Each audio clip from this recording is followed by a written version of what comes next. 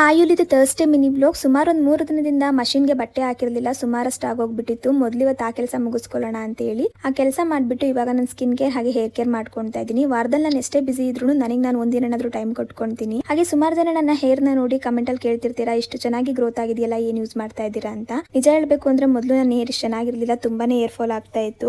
ನಾನು ಕೂಡ ಸುಮಾರಷ್ಟು ಶಾಂಪೂನ ಟ್ರೈ ಮಾಡ್ತಿದ್ದೆ, ಯಾವುದು ಕೂಡ ಒಳ್ಳೆ ರಿಸಲ್ಟ್ ಕೊಡಲಿಲ್ಲ. ಆಮೇಲೆ ನನಗೆ ಗೊತ್ತಾಗಿದೆ ಏನಂದ್ರೆ ಶಾಂಪೂ ನಮ್ಮ ಸ್ಕಾಲ್ಪ್ನ ಮಾತ್ರ ಕ್ಲೀನ್ ಮಾಡುತ್ತೆ, ಹೇರ್ ಫಾಲ್ಗೆ ಟ್ರೀಟ್ಮೆಂಟ್ ಕೊಡಲ್ಲ ಅಂತ.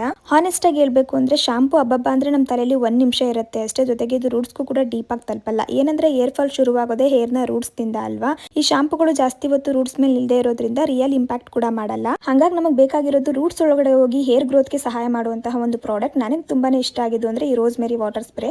ಇದು ನಮ್ಮ ಸ್ಕಾಲ್ಪ್ ನ ಅಬ್ಸರ್ವ್ ಮಾಡಿ ರೂಟ್ಸ್ ಒಳಗಡೆ ಹೋಗಿ ಒಂದು ಒಳ್ಳೆ ಮ್ಯಾಜಿಕ್ ತರ ವರ್ಕ್ ಮಾಡುತ್ತೆ. ರೋಸ್ಮೆರಿ ಕೂದಲುದ್ರೋಕೆ ಕಾರಣ ಆಗಿರೋ ಹಾರ್ಮೋನ್ಸ್ ನ ತಡೆಗಟ್ಟುತ್ತೆ. ಜೊತೆಗೆ ಇದು ಕೂದಲಿನ ರೂಟ್ಸ್ ಗೆ ಬ್ಲಡ್ ಸರ್ಕ್ಯುಲೇಷನ್ ಚೆನ್ನಾಗೋ ತರ ಮಾಡುತ್ತೆ ಅಂತ ಕ್ಲಿನಿಕಲಿ ಪ್ರೂವ್ ಕೂಡ ಆಗಿದೆ. ಇವಾಗ ನೀವು ಸ್ಕ್ರೀನ್ ಮೇಲೆ ನೋಡ್ತಿರ್ಬೋದು ಮೊದಲು ಹಾಗೆ ಇವಾಗಿನ ರಿಸಲ್ಟ್ ಯಾವ ತರ ಇದೆ ಅಂತ.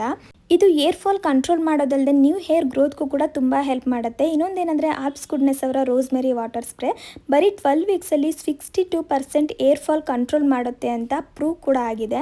ನಿಮ್ಗೇನಾದ್ರೂ ಪ್ರಾಡಕ್ಟ್ ಇಷ್ಟ ಆಗಿದ್ರೆ ಸ್ಕ್ರೀನ್ ಮೇಲೆ ನಾನು QR ಕೋಡ್ನ ಕೊಟ್ಟಿರ್ತೀನಿ, ಅದ್ರ ಮೂಲಕ ನೀವು ಬೈ ಮಾಡಿ.